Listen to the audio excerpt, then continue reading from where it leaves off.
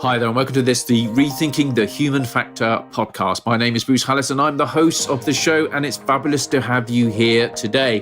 For those of you who are new to the show is all about helping the information security community and anyone else who's interested raise awareness, influence behavior, and foster an appropriate organizational culture where security is truly valued. Now, if you're new to the show, let me just explain a little bit about the format and where we're going with this. The whole idea is based upon research that I've conducted over the last nearly 7 years into the human factor and why people do what they do when we've asked them not to. As part of that research, at a very early stage, I realized that really the challenges of awareness, behavior, and culture aren't unique to cybersecurity. And as a result of that, what we actually do, we actively engage with people outside of the security community who either have a research specialism or are practitioners who specialize in the challenges of awareness, behavior, and culture. And then we engage with them and we bring them to the show for them to share their insights into those specific challenges with our community of listeners. Every fourth episode, we invite one of our listeners, and that could be you, to come on the show and to share with us what they've learned from the previous 3 episodes of the podcast, but also insights that they personally bring to the show as well. Now, if you want to come on the show, if you want to be that person that shares their insights and what they've learned from the last 3 podcasts, the best way for you to get in contact with us is to drop us an email at podcast@re-thinkingthehumanfactor.com. So that's podcast@re-thinkingthehumanfactor.com. Pop us an email and I'll get back to you. And what we'll look to do is maybe arrange a call and have a chat about how we can get you and your insights involved in the show. So I hope to hear from you soon. So what's this show all about? This show is specifically about something I really wanted to bring this to you. So I actually, in my early years, many years ago now, actually too far ago, I trained in law as well as marketing and finance. And for me, it was that legal marketing finance side, which has always driven how I've looked at security, i.e. from a very human rather than technology perspective. Now, over the last 20 years, a lot of the governance risk and compliance work I've done has been driven by legal requirements, whether that be statutory obligations, regulatory obligations, or even something within a contract with key customers. And what I've noticed as part of my research is the increasing reference to education awareness that's coming up in both statutory instruments, like Acts of Parliament here in the UK, or regulatory requirements, so PCI, DSS, ISO 27001, and even into contracts. So increasingly, a lot of the people that I work with have clients that are requiring evidence of an education and awareness program. And increasingly, this is interesting, asking questions about how they're actually trying to influence behavior and culture within that organization. That's really important. And I guess the other point is, relatively recently, I've been doing some work which relates to how regulators are actually interpreting the terms of education and awareness. And it's with that sort of more legalistic background that I sort of thought, do you know what? I don't hear a lot of people talking about the legal angle here around awareness, behavior, and culture within the information security context. And so being somebody who's really interested in the legal side of things, and it was a core part of my research, I decided that I needed to find somebody that could actually talk about this with some sort of depth of knowledge and some real experience. And that is who we have on the show today. So hopefully it's something that you've never really come across. But today we're going to be speaking to a lawyer with a huge amount of experience, going back now, 18 years. He's been working in security and privacy. And if you've ever seen him speak, he's a brilliant speaker. He's a brilliant teller of stories. And so I thought, I've got to get him on the show. And guess what? He came on the show. So today is all about understanding or trying to look at things more from a legal angle. And this is one of the things that, in my experience, when I talk to people, we do workshops, etc., this is one of the biggest eye-openers. Okay, so I really do hope you enjoy the show. Without further ado, let's get on with the interview. Hi there, and welcome to the Rethinking the Human Factor podcast with me, your host, Bruce Hallis. And today is an absolute privilege to dive deep into my black book, where all my contacts through my experience of working within the cybersecurity industry are located. And right near the front is our guest. Now, our guest and I first met many, many years ago, and we met in Nottingham. And he, at the time, was working in the field of law and still is. And his name is Jonathan Armstrong. So, hi, Jonathan. Thanks for coming and joining us on the show. Thanks very much, Bruce. I imagine I'm towards the front of the book because my surname starts with A. No, I think I went in. I went in. Yeah, it was chronological order. So you're still right at the front of the book, to be quite frank. I think you were the first person to accept my phone call. Maybe that was it. That's very kind. Glad to be here. Well, look, it's really, really good of you to come on the show. I know how incredibly busy you are now. Whenever we invite a guest on the show, the first thing I'm going to ask them to do is just explain a little bit about what it is that you actually do. And then, what journey have you been on to get to what you're up to today? Do you think you could kick that off for us? Yeah, happy to. Yes. So I'm with Caudry. We're a specialist compliance law firm. And a lot of our work is around the type of stuff we talk about, Bruce, which is around technology, data security, GDPR, et cetera, et cetera. The journey bit, I suppose, is a little bit more complicated. When I was a kid, my mother was a typing teacher, and it was the first year of the college she taught at offering computer studies. She was volunteered to be the typing teacher because it had a keyboard and she could type. And so she was told she was head of computing or whatever. And so she brought a Commodore PET home to learn computing over the summer so that she could run the course the next year. And I guess I was about 12. And we basically learned computing almost together, and then through a progression of various computers, good and bad, like a ZX80 for those retro computer fans. Oh, I remember those. Yeah. And an Acorn Atom after that. Acorn. I was quite geeky as a kid and used to write programs to do stuff for me. So really mundane stuff, like I'm still very proud of it, a working cricket scoreboard for when I was watching the cricket on TV. So I was frustrated that they didn't show you the scoreboard enough. Of course, there wasn't an on-screen one in those days. So, So you were pretty forward-thinking. I had a separate monitor running in the corner of the room displaying a cricket scoreboard. And then, to cut a long story short, at age 16, I went and we were the first year, I think, where I'm from in the Northeast, where, as you know, electricity in those days was somewhat new. We were allowed to volunteer to have half a day away from school and go to a college and be taught computing as a pilot project. Right. So maybe about 15 of us did and went and did computer science, but in a college environment rather than a school environment. So I did that back in the day and a bit more programming there. And then fast forward maybe 5 or 6 years when I am a lawyer, I've qualified as a lawyer, somebody who was on that same course as me becomes the firm's head of IT and sends maybe a fateful note around everybody to say, if the mini system that we were operating at the time falls down whilst I'm away and you can't get hold of the support guys, Jonathan might be able to fix it. Oh, no. Hospital pass. I know. And of course, leaves this note on all the partners' desks without telling me.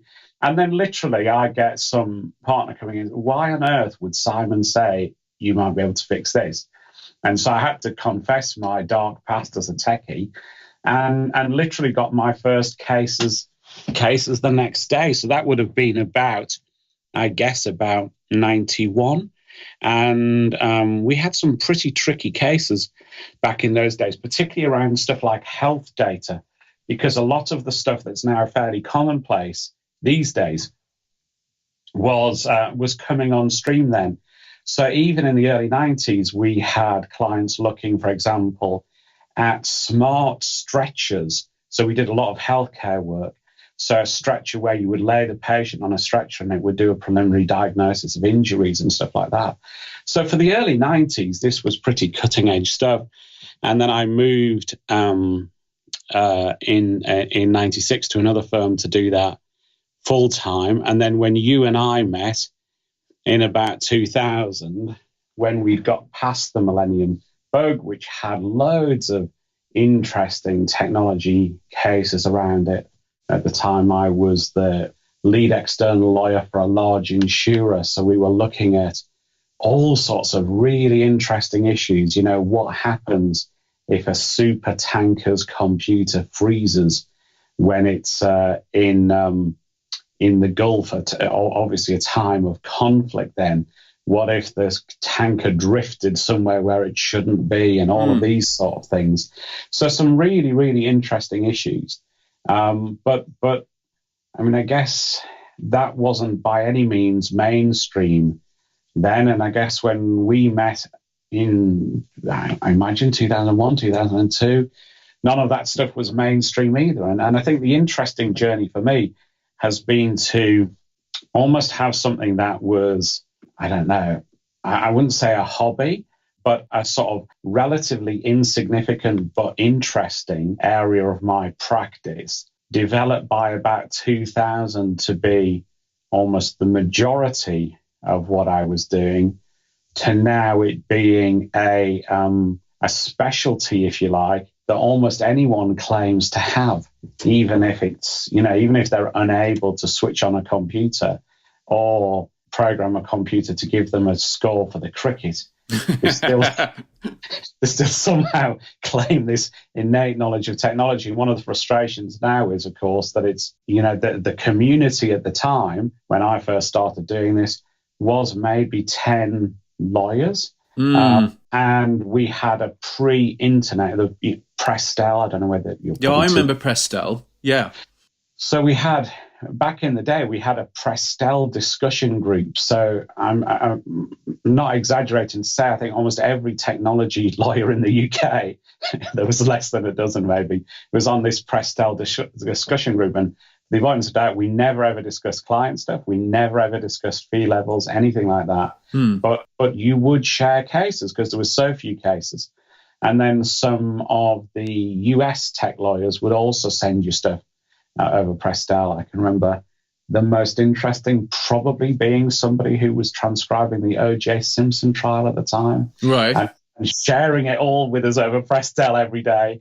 And so the advantage of that is you knew who you were dealing with all the time, and you could have, you know, pretty sane discussions because everyone had a baseline understanding. Yeah. Versus now when, as I say, every man and his dog claims to be a GDPR expert, you know, many with no ability to say that and say utterly crazy things, you know, hence our GDPR fake news film of a year or so ago, just with some of the frustration of some of the nonsense that is talked. That's been coming out. So I started with history and ended with Rand. Sorry about that, Bruce. No, that's fine. That's fine. It's sort of probably reflective of what's going on currently in the UK. It is. But I think, you know, for listeners, I think, you know, one of the reasons why I've invited Jonathan on the show is that he's been involved representing clients who have been looking at the challenges of sort of information security, cybersecurity, and privacy, both from, you know, the compliance, regulatory, contractual obligations that drive decisions around security, but also about, and I think this is an important part of what you're doing now, Jonathan, for our listeners, is when it goes wrong, because we know it's going to go wrong, okay, what position do you need to be in? How do you respond to these type of things? And I'm particularly interested today in talking about and sort of introducing to our listeners the concept of thinking about your strategy for awareness, behavior, and culture, and seeing that in the context of it's not just about reducing the likelihood, it's about also thinking about how does your strategy help you address the problem when it does happen. And that's why everybody, I've invited Jonathan on the show, because, you know, it's 20 years plus experience of, you know, looking at these exact issues. And he also comes from that tech background as well. And he's played around with the technology. And one of the things I've seen Jonathan present, and I've seen him present to small groups and big groups, and I've known him for some time, and he makes it understandable, which is why he's on the show, to be quite frank. That's kind. Thank you. I mean, I suppose my basic approach hasn't changed almost since the dawn of time, and I guess it in part goes back to that very first thing where you were looking at what Mr. Babbage was trying to do with his computers, and he had a plan, and he looked at the risk, and then he looked at how he was going to address those risks. And in 2004, I think you've had him on before. I mean, Daniel Dresner from the NCC and Mark Rhys-Jones and I wrote a book which was basically that same concept. So a checklist-based approach to technology risk, where you would say, okay, we're going to install, in those days, something like a wireless LAN. Here are some of the common risks. Make sure you've addressed them. And you would go through a process to do that. That's very similar, of course, to what is now a data protection impact assessment in GDPR. So the concept's gone from being almost like a guerrilla invention to absolute mainstream and a requirement of the legislation. But that approach is usually the best way to give yourself the best defensive position in any new type of technology offering or offering to do with data. And it's not rocket science. It literally is just what are we trying to do?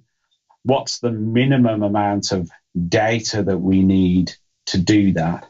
What are the likely risks? What can we do to mitigate those risks? And if we can't do enough to mitigate the risks, let's think of a plan B. And I think a lot of people think that things like reducing risk is complex. They think that data protection impact assessments under GDPR are hugely complex and have to be done by Watson and Watson alone or whatever. But they're not. It really is that simple approach. You could do it on 5 whiteboards. You can do it on the back of 5 envelopes. Yeah. But it is just about trying to think what might go wrong.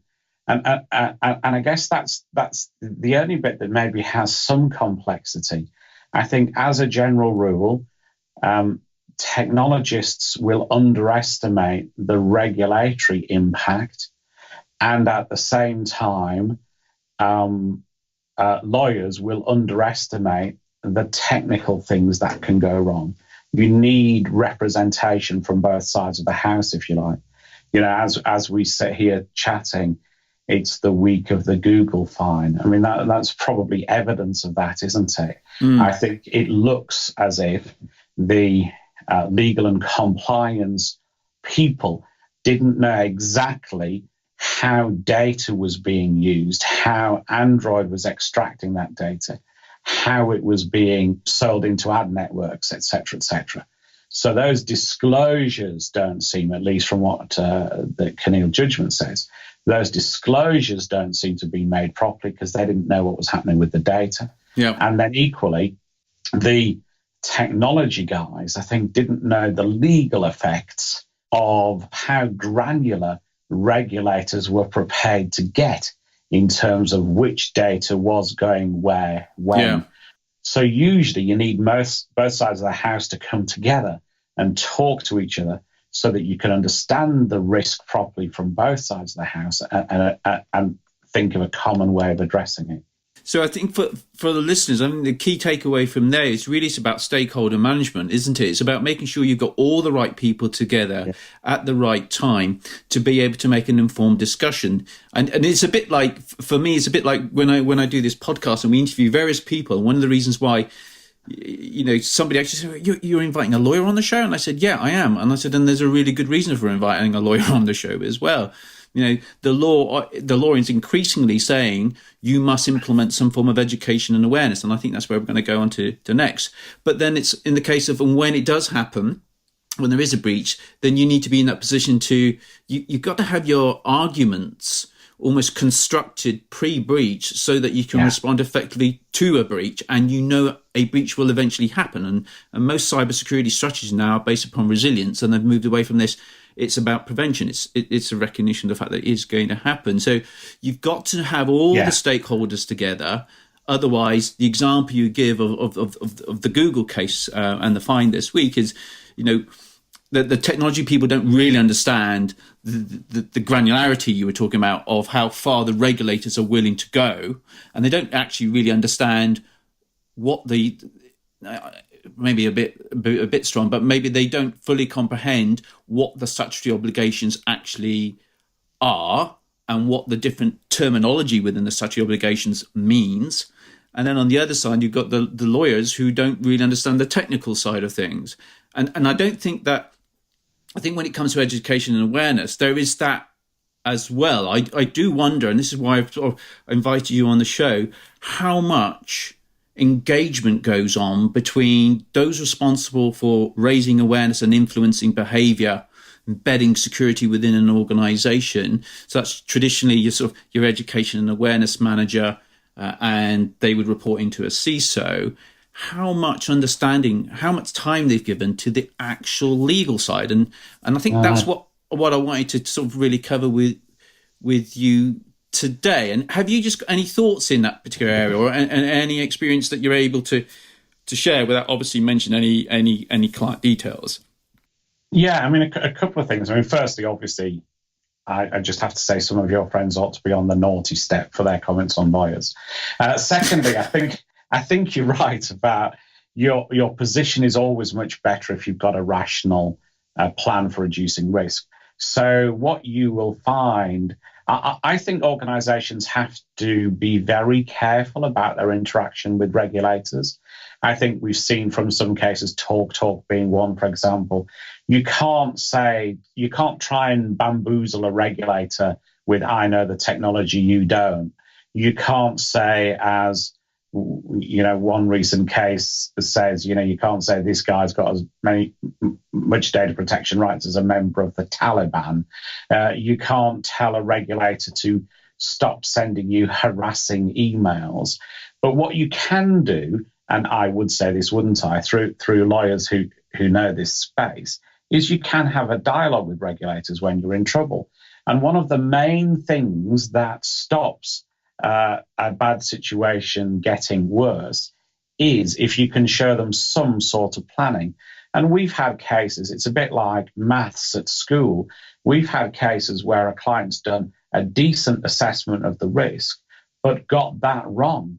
They've said, we see this risk as 5% likely to happen, or whatever that might be. And in retrospect, that's been an underestimate. But you do get credit for going through that exercise, even if you're wrong. And it is a little bit like, long multiplication, where the teacher will say at the end, well, the end bit was wrong, but I could see your workings out.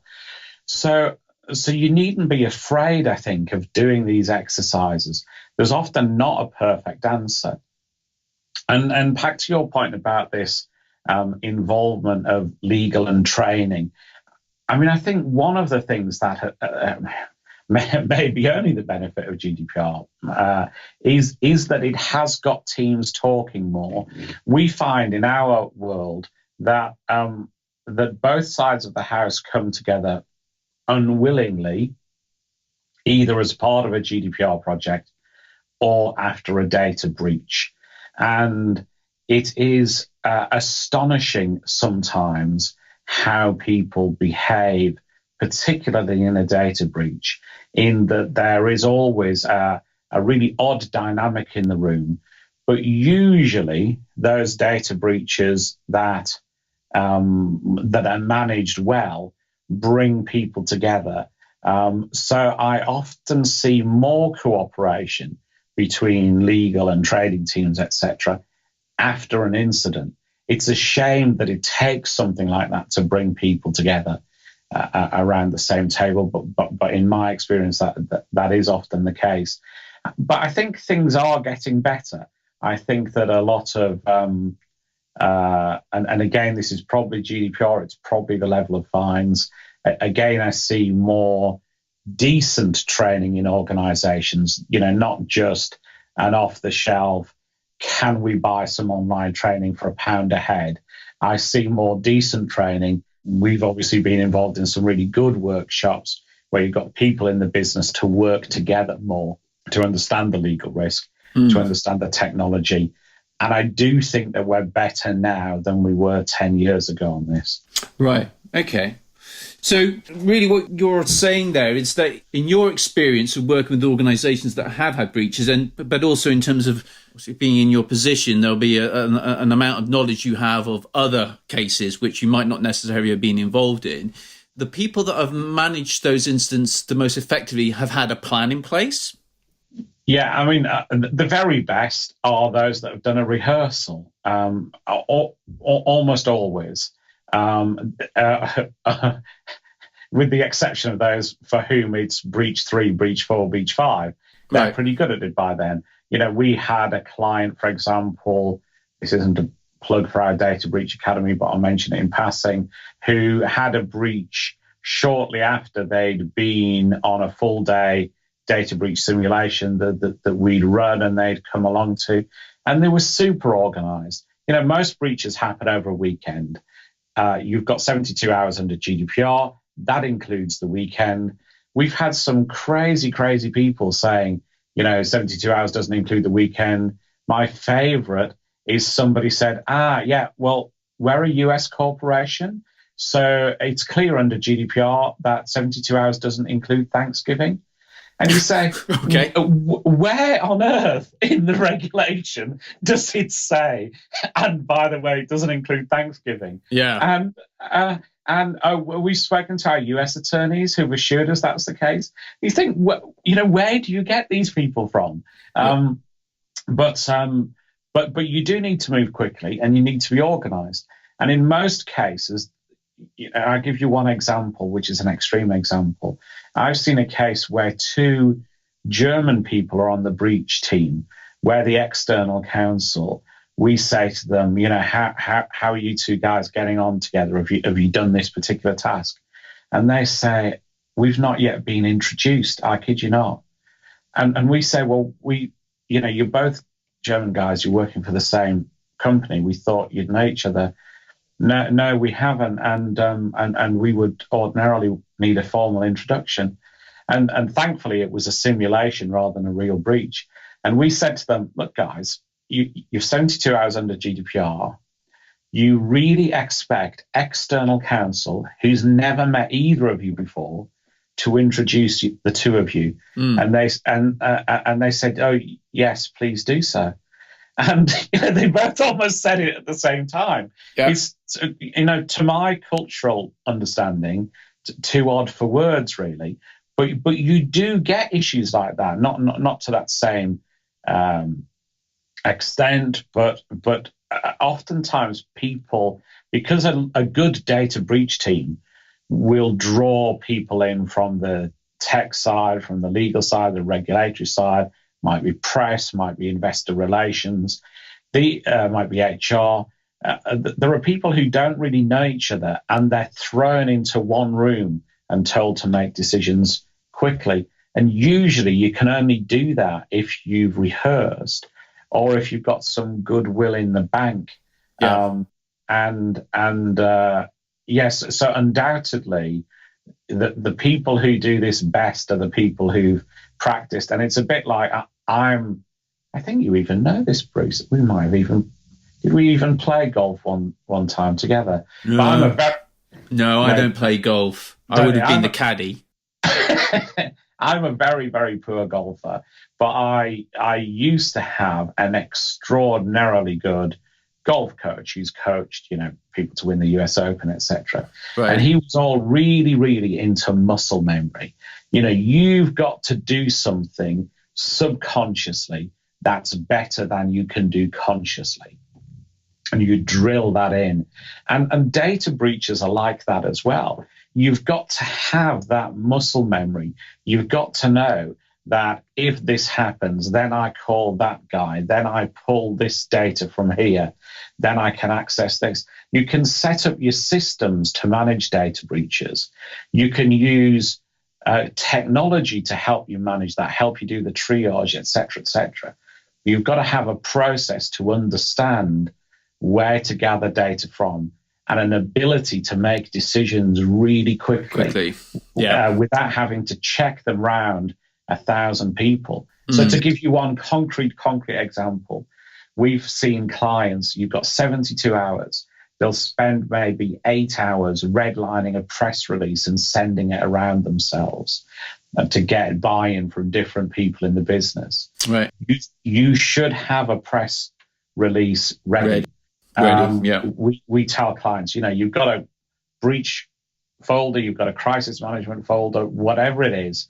Agree the press release with all the stakeholders in advance without even a breach. Yeah. And it's going to have a paragraph in it, today's breach was, where you're going to insert the, what actually happened.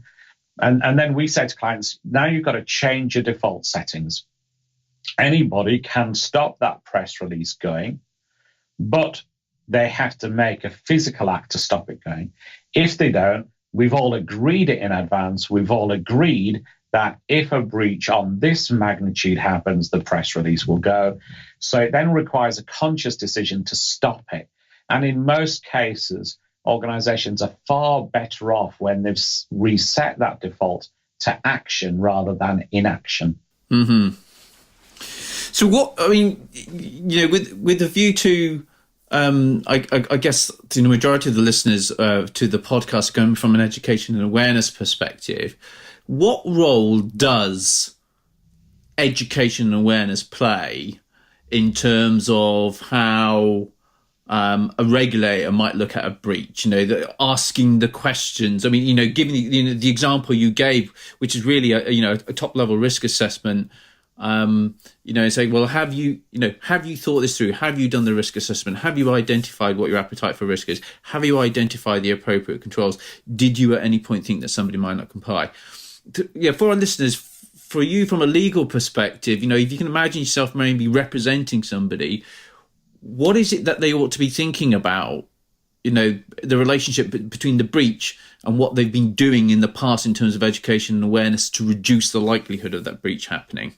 Yeah, no, that's a great question. So there's, a very deep answer to that. But in summary, normally what I'm doing when I've got the call initially is I'm interested in the quantity and quality of the training. I know that I've spoken to regulators in the past and we've said, my client spent $120,000 on training. I've had one discussion where they said, who was the provider? And I gave the name of the provider. They said, that's $120,000 wasted.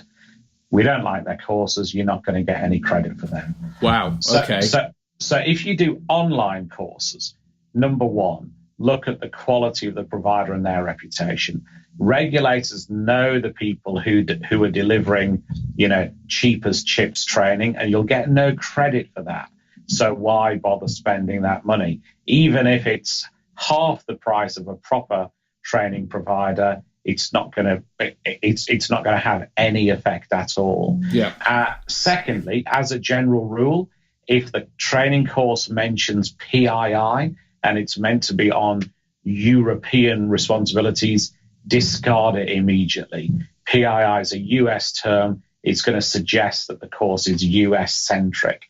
So steer clear. Thirdly, a lot of the courses I see are confidentiality type training that's been rebadged and the European flag's been attached to the front and the GDPR has been rammed in, shoehorned like somebody with someone with bunions trying to get shoes on. Yep. That's not going to get you out of jail either. The reality, good training will almost certainly be ranked. So it will look at, usually what we're doing is level 1, level 2, level 3. So the level 1 training might be, what you might call sheep dip training. It might be an engaging film. It'll usually have a quiz afterwards. Usually you'll be wanting to pull questions at random from a larger pool. So say you're asking 10 questions, it's going to be pulled out of a pool of 20. Co-workers don't get the same questions, and the answers rotate if it's multi-choice as well. Yeah. Regulators are very driven by the fact that you can cheat a lot of online training. And then, so you're usually doing that for the populace at large. level 2 training you're probably doing for people who've got access to special category data or sensitive personal data. So that's likely to be people in HR, for example, employee benefits. It could be some customer-facing people. In obviously health organizations, it's going to be a wider pool. And then level 3 usually is going to be people who are going to do things like data protection impact assessments. Right. Give them more skills, give them more understanding of regulatory history, how regulators think, how to address risks. And if you're clever, normally you can make the level 3 people data protection champions for those who've only had level 1 and level 2. Mm-hmm. And that might help the heart of the organization take away some of the more trivial questions. And normally we'd say that the level 3 people, there should be 2 in each major department, in each major location of the organization, so that they can be eyes and ears on the ground as well. And as a general rule, levels 2 and 3, you'd want to be face-to-face training. And my experience is that a system like that will often persuade a regulator that you're serious about training. And the other key area, I think, that we're seeing from a lot of the cases at the moment is temp workers. So what often happens in many organizations, I think, is you think a Stan on reception is going to be away for a week. Yep. So we're going to get Jenny in as a temp. And you say, okay, well, Stan, he's had half a day of training in data protection because the receptionist actually has quite a lot of personal data. And you say, yeah, but Jenny's only in for a week, so we won't give her any training. We'll just shove her into a Stan's seat, give her Stan's access rights, and away she goes. Well, regulators are very unforgiving of that approach, partly because she's doing the same job role. Yeah. So why shouldn't she have the same training? But also because we know there's a case in Derby that I'm sure you and I could both name, but probably oughtn't to, where the whole scam involved temp workers. This the gang knew that the organisation was quite hard to break into through the firewall. Yep. So they got themselves employed as temp workers, and the company paid for the privilege of being hacked. You know, they gave these guys £20 an hour or whatever it was to sit there and download their entire customer database and then walk out of the building. So regulators have this sense as well that bad guys come into organizations as temps. And even if they're not bad guys, they're easier to turn. And even if they're not bad guys and easy to turn, then they're more careless, usually, than long-term employees. So it's irrelevant how long somebody is in the organization, is going to be in the organization. You have to train. And it's the things that you've been doing for years, Bruce, about classifying information, who should have access rights. And of course, we've got to match our training to access rights and make sure that they match it. And again, we've had cases on this as well, particularly with things like the use of Indian outsourced subcontractors, where we're giving them the same access rights as onshore employees, but less training. That's always going to have to match. You're going to have to match access right levels to the right level of training for that job role. Which brings me to a question. I'm going to come back to something else in a minute, but on that very question of contracts with suppliers, where you're outsourcing elements of your business processes, are you seeing an increase in contractual requirements for evidence of training around, security awareness and security behaviour and security culture? Are you seeing more of that going on within contracts with suppliers? The honest answer, I think, is a bit, but not as steady progress as I'd like it to be. Of course, there's always been a requirement to understand the training that your subcontractors were giving their employees. We've had that if not since the dawn of time, then clearly we've had it since the 98 Data Protection Act. I think it was in the 84 as well, but I'm not sure. And, if you want the boring bit, then that's in the 7th principle.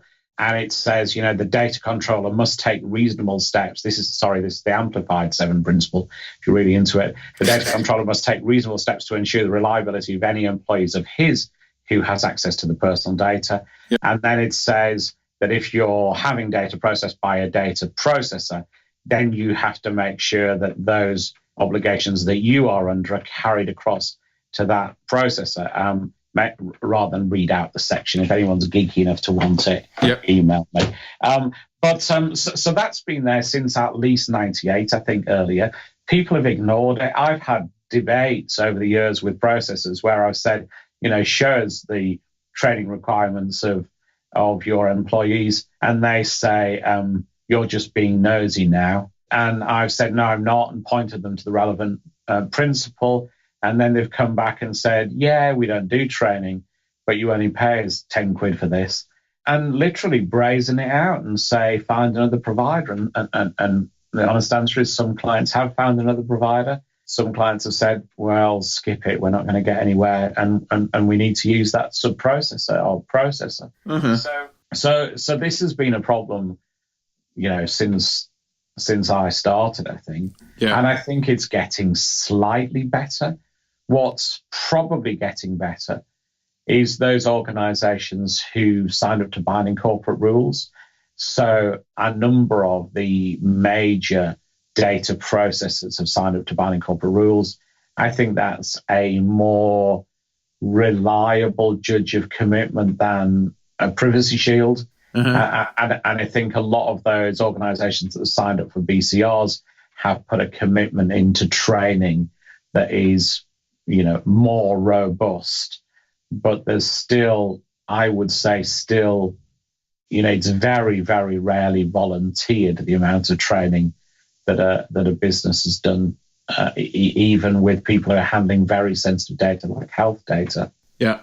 So just for the listeners, BCR, Binding Corporate Rules, can you just quickly compare that with Privacy Shield? So, what does that mean? Because I think obviously quite a lot of our listeners aren't going to come from a legal background, so that might just catch them out.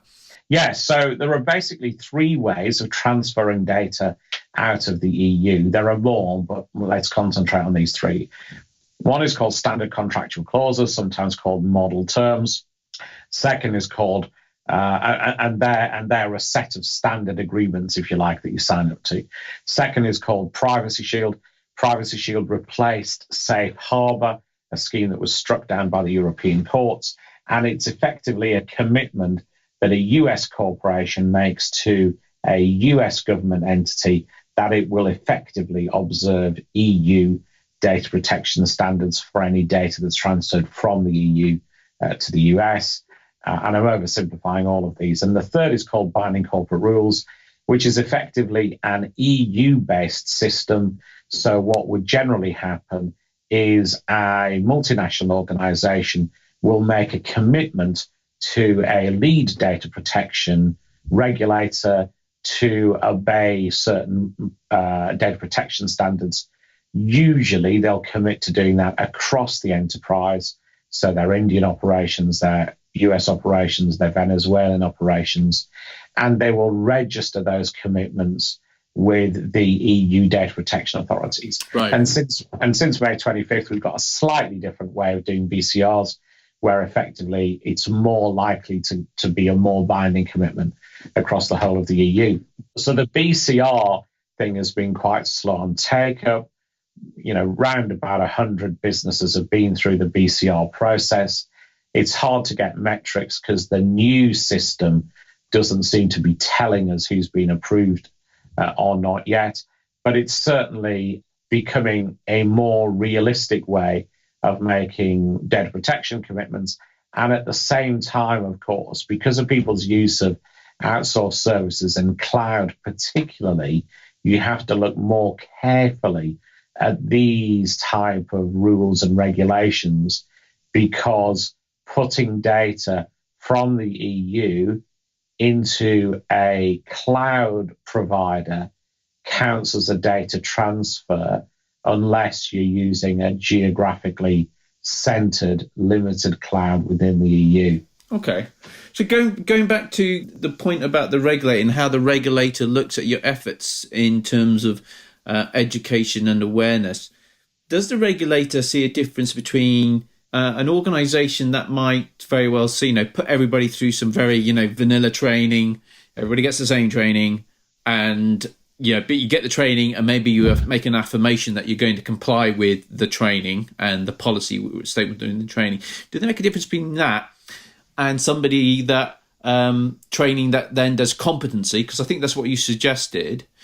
And would the regulators in any way look at things and go, okay, look, how does your training really look to influence behaviour? Because I guess the thing there is it's pretty widely recognised that people don't do what they're asked to do.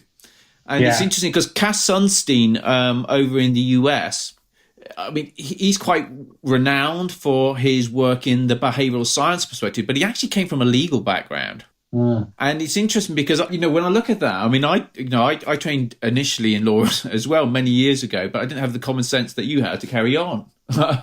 but it's interesting, even from a legal perspective, we invest all this time into defining acceptable norms in society, and we record that in statute or we put it into a contract, whatever.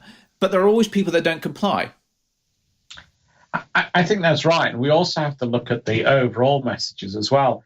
And I think the direct answer to your question is, I don't think we've got enough metrics to know. I don't know of any regulator who's actually published guidance on what they think good training looks like.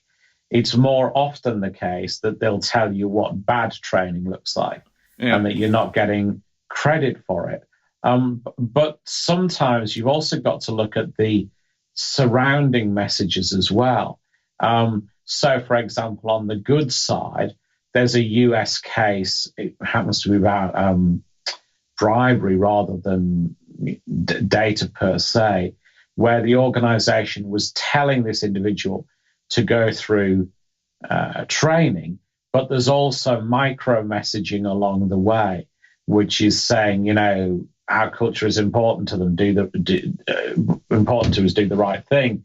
I've had cases where we presented to regulators a really rather odd letter from the chairman of the business that was sent to every employee, and he had done it out of his own volition.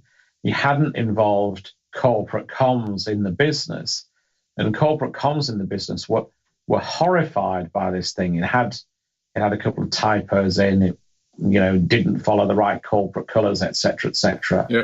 But we thought that was very, very useful to a regulator, and I think we got a good audience from the regulator on it, because we were basically saying, look, it's very uncorporate, and perversely, that's its advantage.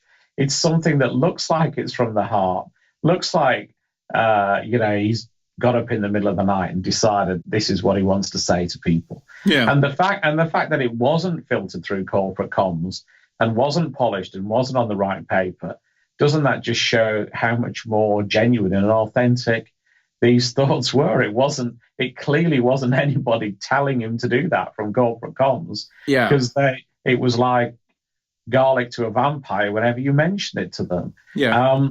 So I think in some respects we've got to look at wraparound messaging, and of course the opposite is true as well. We've had my favorite case is I was in Asia, and a colleague asked me to get along to the Asian HQ of a multinational corporation, and I said, just got off a plane. And said, no, it's urgent. I'm sending a taxi to pick you up now, because I know you won't be able to get here any other way. Right. So I arrive at this business, and what effectively had happened is they'd been given a post-dated whistleblower report. So this is November. This bad thing has happened. I am making an immediate report and I wish this case to be investigated on the 1st of February. And you think that's just crazy. But it was, to the person concerned, very logical. I received 2 strong messages from you on the same day. One is, whenever I see wrongdoing, I must tell you immediately. The second communication I got was that I must hit my numbers by quarter end, that the next quarter is going to be tough. Book all the business you can by the end of February. Well, the guy who's doing all the bad things is the top sales guy. Right. So the only way in which I can satisfy both of these equally important directives you sent me is to report the thing immediately, but ask you not to do anything about it till I've closed my numbers. And looking at it objectively with, not with, I don't want to say the wrong thing, but not with our cultural background, but looking at it objectively with their cultural background, that was all perfectly logical. So when we're doing training, when we're doing awareness, we've got to be careful about mixed messages. Most of the data breaches you see, people will self-justify by saying, well, I've been told that customers come first. So of course I didn't encrypt any emails because customers come first. Or they'll say things, like, well, I've been told to be accessible out of office hours. So of course I took all my working files and left them in the back of a train. Yeah. It's like what you generally find in a security breach is people are very cooperative for the first hour or so. Then they become less cooperative, and then they start and blame the organization, they blame the corporation for what was their mistake. And so whenever you're handling a data breach, you have to really, and it's the other reason for being organized, usually you've got a golden window of an hour or so after the report when you can get cooperation, when you can get details. That window closes on you. So again, you're going to need the right technology platforms to ask the right questions at the right time, et cetera, et cetera. But training's, in some respects, the same as well. You've got to make sure that you don't. There's a fine line between saying you have to do this and saying we all have to do this for the good of the company, for the good of our customers, for the good of whatever. You've got to get, I know it's a cliche, but you've got to get hearts and minds. You can't just use, the big whip of doom on people, because then they will self-justify other routes. Yeah. And I think the point you took in that example you're given, it's different stakeholders in managing the incident, or who are involved even in the incident, coming from different cultures, are going to respond, are going to interpret your questions in their own cultural context. And in some cases, that's going to be supportive of being asked a range of questions. And in other cases, it's going to make them close down. And, even from my work in the area of culture, it just springs straight to mind how an incident plan may be very much based upon the assumption that you ask and you get the right answers and you get full support. But actually, in some cultures, depending on how you're even asked the question, you're going to find that people are going to be reluctant to take part. Yeah, and particularly because often, I've had people where we've gone in as I shouldn't laugh, where we've gone in external counsel, and at the end, we've chatted to somebody about an incident, at the end of which they've handed me their laptop and their iPhone and shook my hand, and I've said, the first time it happened, what's this about? I said, oh, we thought this was the exit interview, and So I'm out. Yeah. And I tell you, Bruce, the first time it happens, it is quite a shock. You think, why on earth did they think that? But at least, it's no good thing, but at least it's happened a few times now where people say, am I allowed back to my desk? And you think, well, yeah, it's not. You should have asked them for the password. Exactly. Right, this is completely useless without the password. Can I have your password, please? Now you're out. Now you've got to go. You've got to go. Okay. So going back to the regulator, and this is something I'm really passionate about, because what I've seen in the last couple of years, people used to talk about PCI DSS security standards around processing of credit card information, and there was a requirement within there for education and awareness, or evidence of education and awareness. GDPR this year put in a requirement around education and awareness, which, if I remember rightly, I don't think was in the previous version of the Data Protection Act. ISO 27001, which sort of, for years has been the backbone of how organizations have, whether they've just gone for part 2 of the standard, the list of controls, or they put the actual management system in. The version that came out in, I think it was 2013, 2014, I can't quite remember now, that mentioned education and awareness. So when the regulators and the legislative bodies that are putting this legislation together, when they're putting these statements in about education and awareness, do they mean just being able to evidence education and awareness, or are they seeing education and awareness as a means to driving change in behaviour to manage risk? Yeah, I think that's interesting. I mean, I think there's an acknowledgement, really, that that technology is not the if it's the answer, it is not the sole answer to keeping data secure, to stopping bad things happening. So there's even more of a concentration, I think, than there was on, we call it TOMS, technical and organizational measures, and one can always cure the other. And ideally, you want both together. So to give you a concrete example, we had a nice project last year with an organization that wanted to be very good at GDPR, and credit to them. At a board level, they decided they were going to not only invest in a GDPR program, but they were going to have somebody independent, i.e. us, who'd never acted for that business in the past, come and kick the tires. And one of the things I did, again, because I'm childish, B, because I've some knowledge of technology, and 3, why not, is I managed to disable a passive infrared sensor so that I effectively controlled the secure door right to a secure area.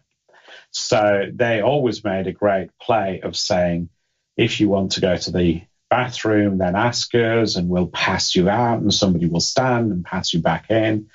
And at a certain stage, on day 2, I said, thanks, guys, but there's no need. I can get through the door myself now. Right. And I went out, and they're, I think quite amused at watching me not be able to get through the door. And then, of course, I walked straight through it because I've disabled the PIR. But the good thing is that instantly I was pounced upon by large chaps. Right. And what had happened is, even though it didn't look like it, there was a particular individual who, even though they thought nobody could ever get through that door, they were very confident in their security on that door. Even despite all that, they'd got a member of staff who'd been told, your job is to watch that door. If somebody walks through it without a pass, there's a button underneath your desk, press the button. Yeah. And she did. And the guys whose desks had the alarm in to get out of their desk and stand in a ring round the front door had also done the same. So it worked really, really well. And of course, that's not then a GDPR failure. The technical measure has failed. They or their landlord or their outfitter or whoever bought a cheap PIR that even a lawyer could compromise. But their organizational measures were absolutely first rate. So there's always this understanding, I think, that technology is not the sole answer. Yeah. And I think that's increasing. And I think, because we know that there's an increasing awareness of regulators that things like phishing attacks happen. And yes, we're getting regulators be much more robust in their investigations by saying, okay, the phishing attack, the payload on the email in the phishing attack was virus X. That wasn't 0 day. That was first known then. You operated such and such an operating system. The patch date was then. You didn't patch, and you didn't patch for, and they'll often, we're increasingly seeing in regulatory judgments the actual day, so they'll say 64 days you didn't patch, and that aggravates your penalty. Regulators are getting more sophisticated in areas like phishing, but at the same time, they're also looking at how did you tell people not to do phishing, and we've seen cases where they've even looked at the metrics behind training as well. Yeah, I haven't seen one where they're judging the quality of the training, not in a public case. I have had cases where we've been involved when we have volunteered training, when we've thought it's been particularly good, and you never know the precise component of a case closure. But I know that's been highly influential in a case closure. But we are seeing more and more measuring of quantity. So how many people have taken a training course? How many people within this group versus that group?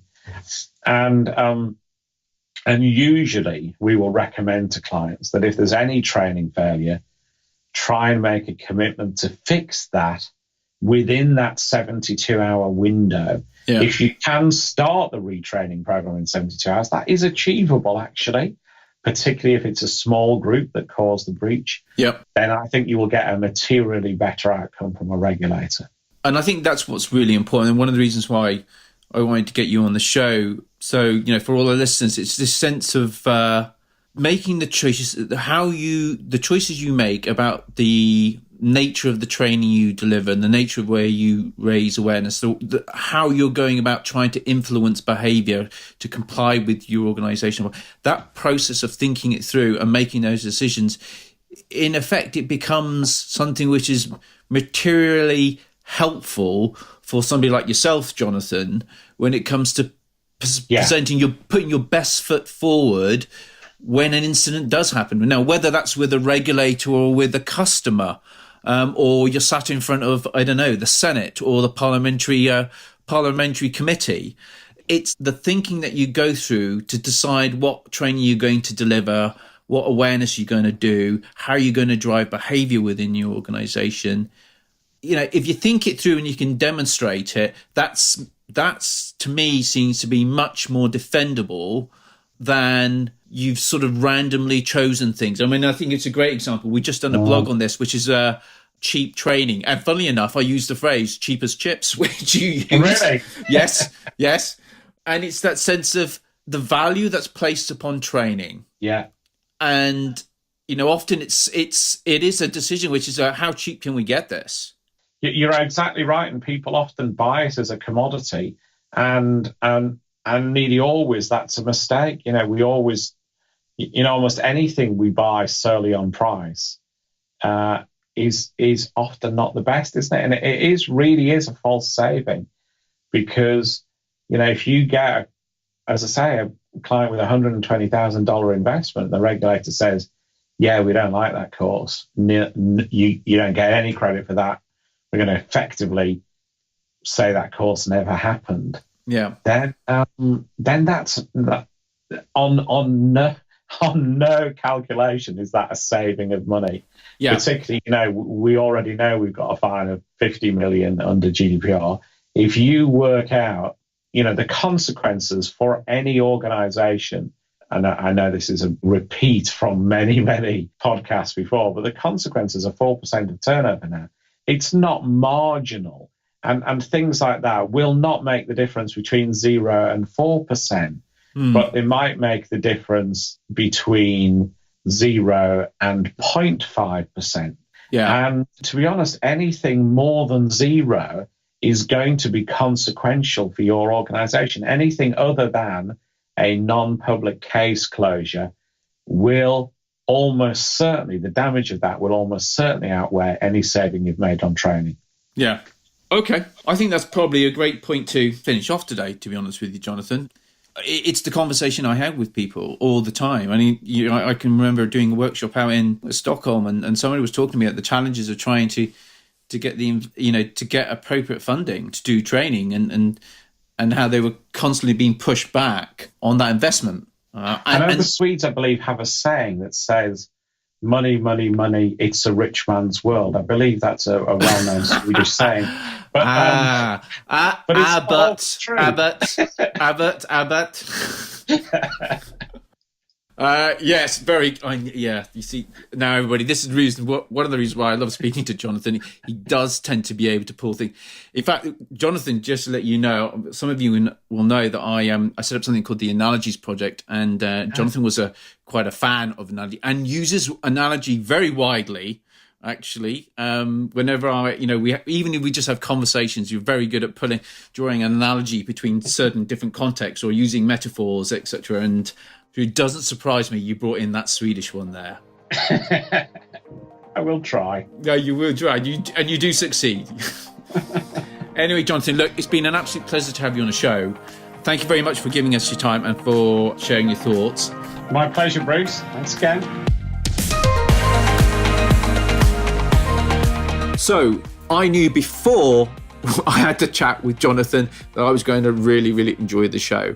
Like we mentioned it at the beginning of the interview, Jonathan and I go back years and years and years. I still remember that first meeting I had with him in Nottingham, and we were just spinning ideas off each other. And it was just amazing because actually I found somebody who I could talk to about the Companies Act, for example, and basically taking my theories around how the legal system could be applied to the challenges of information security, or as it was then called IT security.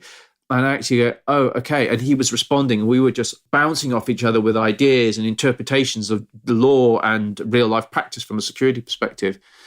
And we've had an ongoing conversation over many, many years. And so when I came up with a theory around how education and awareness efforts really need to be looked at from a legal perspective, but also, and this is really important in the show, really, really important. This is one of the reasons why I got him on the show, is it's not just about defining the compliance requirements for education awareness. Thou must do this because GDPR says so. Thou must do this because, PCI DSS requires it, etc., etc. It's a big part of my research came out with that. And when it goes wrong, because we all know that eventually there is going to be an incident, how are my efforts as the education and awareness manager going to stack up and enable our corporate lawyer, whether that's the in-house lawyer or an external lawyer, to best argue our case? Okay? Really, really important. Pretty much everybody that attends our workshops, when we're challenged on that, this is one of the big eye-openers. They never really, really thought it through. So for me, this podcast was really important to get across to everybody that you've got to be looking at this from a legal perspective as well. If you truly want to get value from the investment you're going to make in your education and awareness program. So if you enjoyed the show and you want to be made aware when the next podcast is coming out, how can you do that? How can you stay best informed of the stuff that we're up to here at the Rethinking Human Factor? Well, you can basically access the podcast through iTunes and Spotify, and you can subscribe to those to actually get downloads of the latest podcast. Another way which you could do that is to actually come and join the Rethinking the Human Factor LinkedIn group. You send a request in, and we will review requests, and then we accept people's requests to join the group. And in the group, we'll be making people aware of when the latest podcast is and the latest blogs that have come out, that type of thing. Or alternatively, you can go to the marmaladebox.com website and you can register for more information, and we keep people updated through that as well.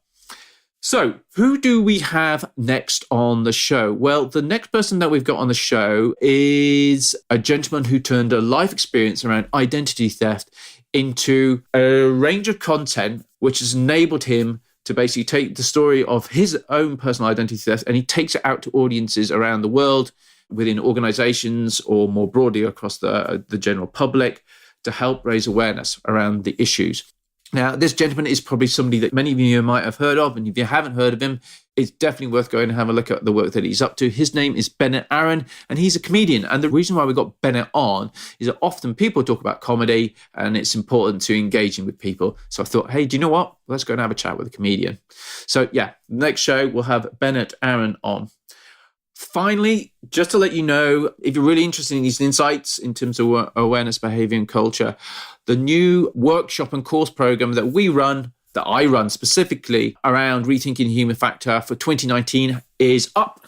And we've already had significant amounts of interest in the London and Brussels events. And you can find that information out by going to the marmaladebox.com website, where you go to the tab for training, and that just gives you all the details of courses that we're running this year. If you have a question, then please, you can get in contact with me at bruce.hallas@marmaladebox.com. Great. Well, thank you very much for joining us on the show. I hope that you can make it for the next show. I'm sure you'll love it. It's really quite an emotional conversation.